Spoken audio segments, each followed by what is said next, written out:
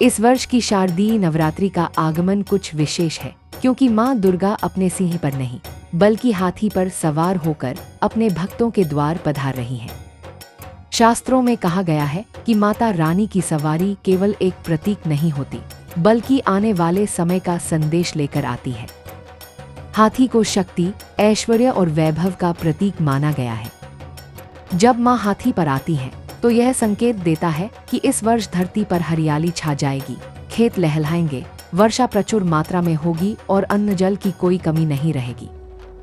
यह वर्ष सुख, शांति, संपन्नता और शुभ फलों से भरा होगा। मां का यह दिव्य आगमन हमें यह भी बताता है कि परिवारों में प्रेम और एकता बढ़ेगी, समाज में सद्भावना और सौहार्द का संचार होगा और हर घर मां की कृपा से आलोकित होगा। भक्तों के जीवन में दुखों का अंत होगा और खुशियों की एक नई शुरुआत होगी। इस बार नवरात्रि केवल 9 नहीं बल्कि 10 दिनों की है और मां का हाथी पर आगमन इन 10 दिनों को और भी पवित्र और मंगलकारी बना रहा है।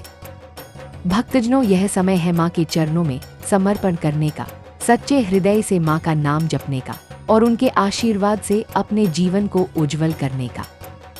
मां दुर्गा हाथी पर सवार होकर आ रही हैं, अपने साथ अपार करुणा, अविरल कृपा और असीम खुशहाली लेकर।